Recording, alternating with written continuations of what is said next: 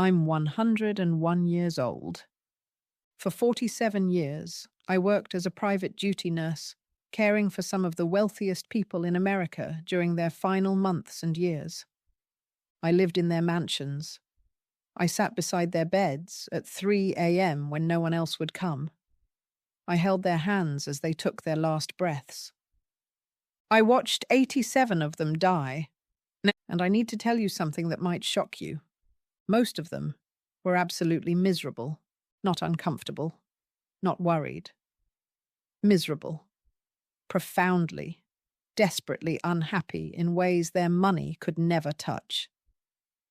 Now, before we go any further, I need you to understand something. I am not going to stand here and tell you that money doesn't matter. That would be foolish, and it would be a lie. Money matters. I grew up during the Great Depression.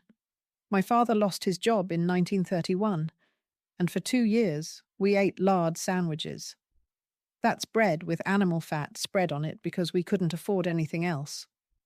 I know what poverty feels like. I know the terror of not being able to pay rent, the fear of not being able to see a doctor, the constant worry about where your next meal is coming from. That kind of poverty will crush your spirit, your health, and every relationship you have. Money solves those problems. Anyone who tells you otherwise has never been truly poor. But here's what I learned in those 47 years, sitting at the bedsides of the wealthy. There is a point, and it comes much sooner than you think, where more money stops helping you and starts destroying everything you actually care about. Not because money is evil, but because what you sacrifice to get it is irreplaceable, and what you buy with it turns out to be worthless. Let me tell you about Eleanor Vanderbilt. I cared for Eleanor from September of 1973 until she died in February of 1974. She lived in a 12,000 square foot mansion in Greenwich, Connecticut. 7 bedrooms, a swimming pool, a tennis court, and a rose garden so elaborate it required 2 full-time gardeners just to maintain it. Her late husband had been a partner at one of the largest Wall Street firms. Eleanor had more money than she could spend in 10 lifetimes. She was 78 years old and dying of heart failure when I met her. Eleanor had 4 children. Not one of them visited her during the 5 months I cared for her. Not one. Her daughter in California sent flowers twice. That was it. Every day, Eleanor would sit in her sunroom overlooking that beautiful rose garden, and she would cry. She wasn't crying about dying. She was crying about the fact that she had raised 4 children, and not a single one of them loved her enough to come say goodbye. Near the end, I asked her what had happened. How did it come to this? She told me that when her children were young, she and her husband were busy building their fortune. They worked constantly.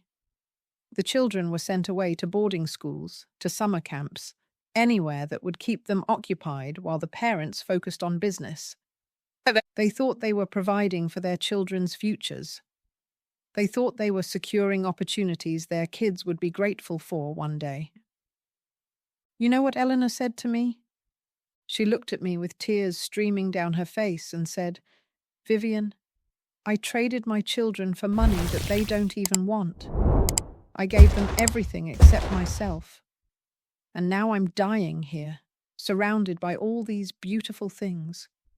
And I am completely alone."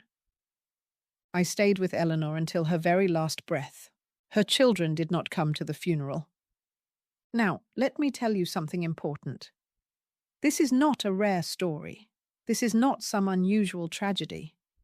This is the story I saw repeated over and over again for nearly half a century. The details would change. Different mansions, different cities, different sources of wealth. But the loneliness was always identical. You need to hear this. You're probably watching this video right now because you're working too much. You know you are. And you're probably telling yourself that you're doing it for your family, for their future, for their security. You're probably thinking that once you reach some number, some goal, some level of financial security. Then you'll slow down. Then you'll spend more time with your children. Then you'll call your mother more often. Then you'll nurture your friendships. Then you'll finally rest. I watched people die with this exact plan, this exact thought process, for 47 years. The money kept coming, the goals kept moving, and then never arrived. Let me tell you about Richard Harwood. I cared for Richard in 1982 in a penthouse on Park Avenue in New York City. 23 rooms, a view of Central Park that would absolutely stop your heart. And hanging in his living room was a Picasso, an actual, original Picasso. Richard was a self-made man.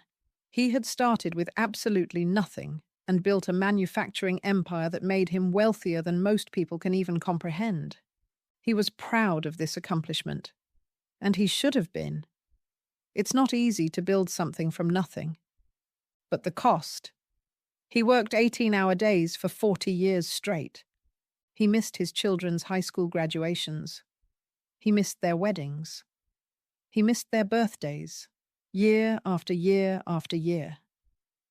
When I asked him about this, he told me he thought he was doing the right thing. He was making sure his children would never have to struggle the way he did. When I met Richard, he was dying of emphysema. He couldn't walk across the room without running out of breath. He spent most of his days in a hospital bed that had been set up in that penthouse, looking out at Central Park through oxygen tubes.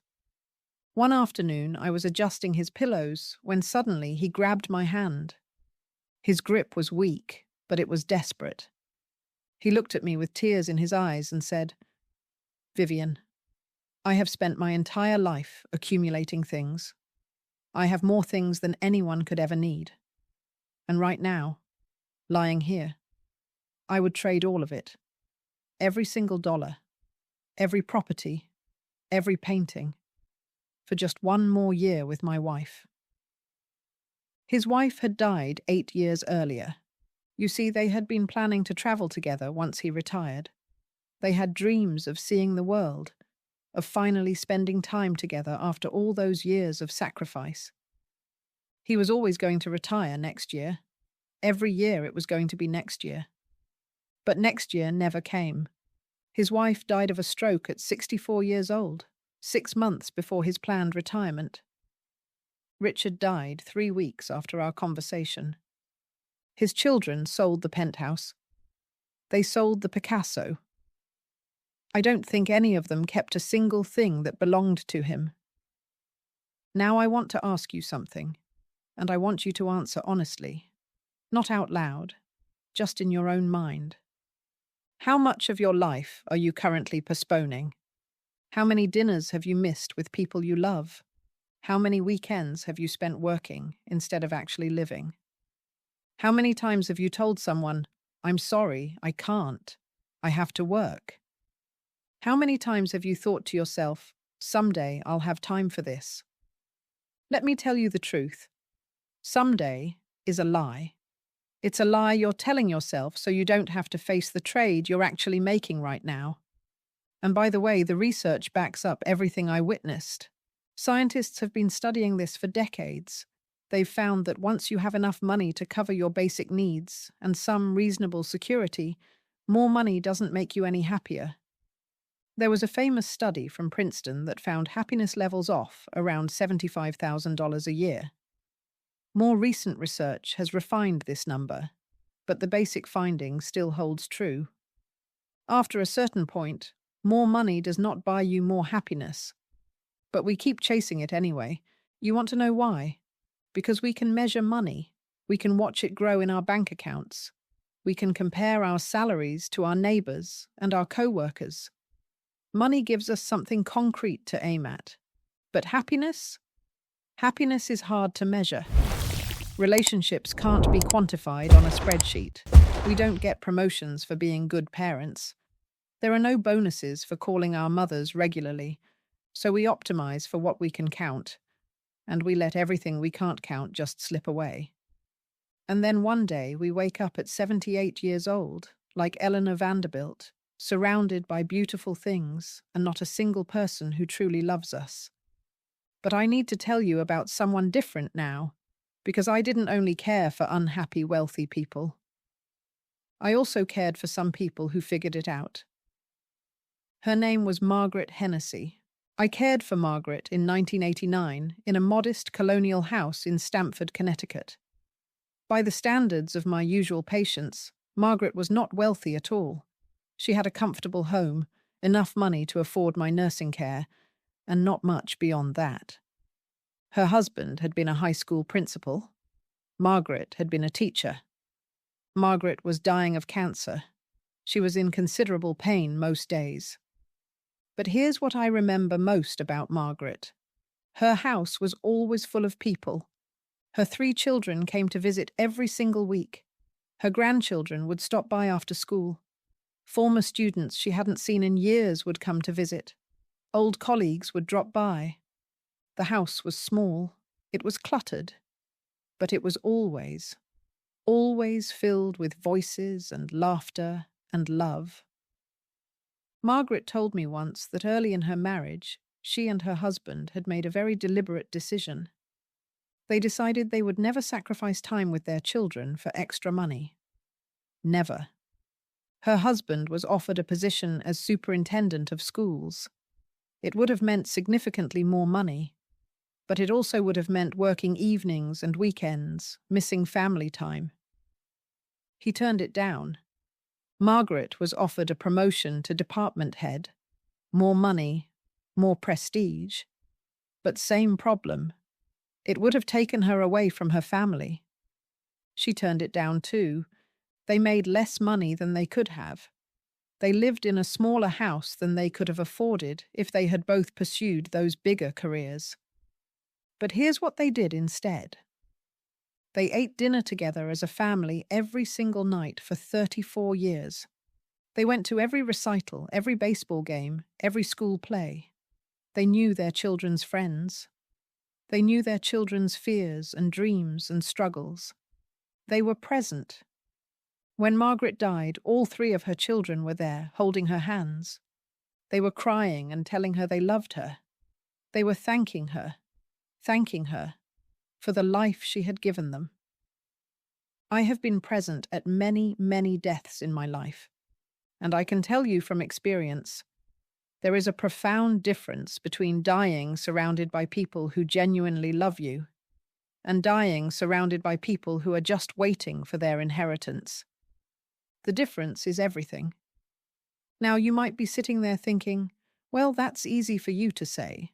You're 101 years old. You're not in the rat race anymore. You don't have a mortgage to pay, children to feed, college tuition to save for. What do you know about the pressures I'm facing? Here's what I know. Every single person who sacrificed their most important relationships for money told themselves exactly what you're telling yourself right now. They all believed they had no choice. They all believed the pressure they were facing was unique to them, that their situation was different. They all believed they were doing the right thing for their families. And they were wrong. Every single one of them was wrong. They only realized it when it was too late to change course. The people who figured it out, people like Margaret Hennessy, they faced the same pressures. They had mortgages. They had children to feed. They had bills piling up. They weren't privileged people who could afford to just opt out of the system. They simply made different choices. They said no to some things so they could say yes to the things that truly mattered. They decided that being present in their children's lives was more important than having a bigger house or driving a fancier car. Were these easy choices? Absolutely not. They involved real trade-offs and real sacrifices. But they were choices. And you have choices too. You're just pretending you don't, because making those choices is hard. I want to share one more thing I learned over those 47 years. In all that time, sitting at all those bedsides, not one person, not a single person, ever told me they wished they had worked more. Not the executives, not the lawyers, not the doctors, not the people who built empires from nothing, and not the people who inherited fortunes. Not one single person ever said to me, "I wish I had spent more time at the office."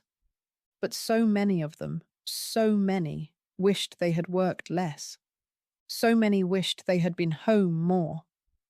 So many wished they had put down the phone, closed the laptop, ignored that one more email. So many wished they had said yes to the fishing trip with their son, yes to the school play, yes to Sunday dinner with extended family. So many of them wished they had been present for the lives that were happening all around them while they were busy accumulating money they would never actually spend. I want to tell you about one more patient before I finish. His name was James Whitfield. I cared for him in 1995. He was 91 years old and dying of kidney failure in a brownstone on the Upper West Side of Manhattan. James was worth more than $100 million. But James was different from almost every other wealthy patient I ever cared for. He wasn't bitter. He wasn't lonely. His children visited him constantly. His grandchildren absolutely adored him. He had a sense of contentment and peace that I rarely saw in people with his level of wealth.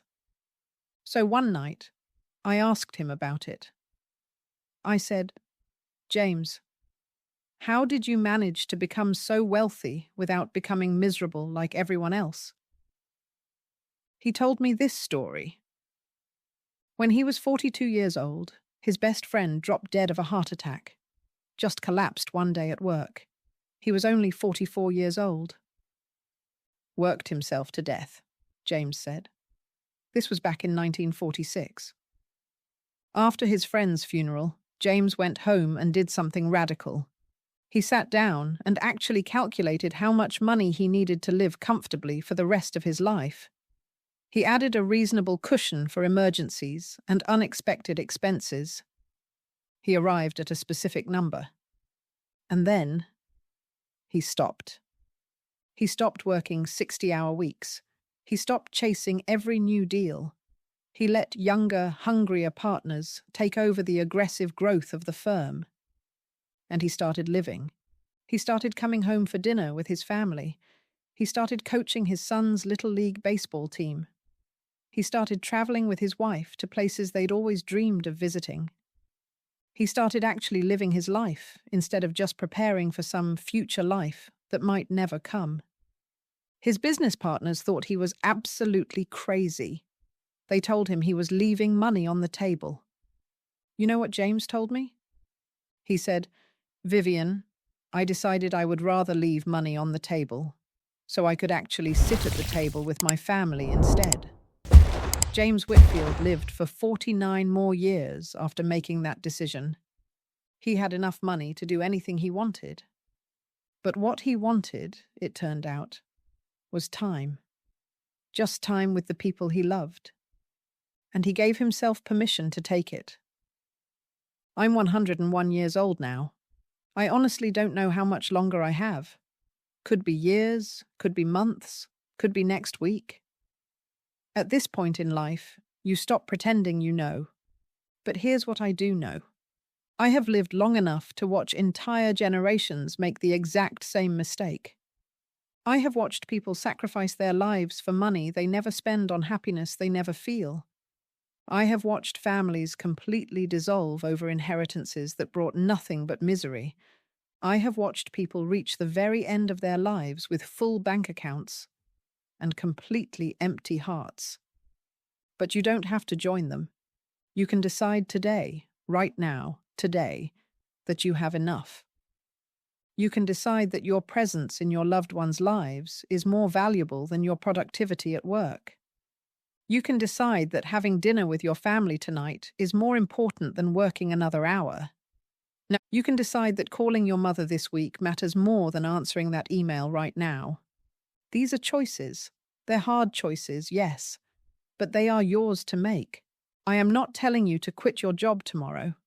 I'm not telling you to throw away your ambitions or stop caring about your career. But I am telling you to be brutally honest with yourself about what you're trading and what you're actually getting in return. I am telling you to stop pretending that someday is going to magically arrive on its own. I'm telling you that the people you love are not going to be here forever, and neither will you. James Whitfield calculated his number at 42 years old and gave himself 50 years of actual life instead of 50 more years of work. What's your number? And more importantly, when are you going to stop? Your life is not waiting for you somewhere out there in the future. It's happening right now, right this moment. Go live it while you still can.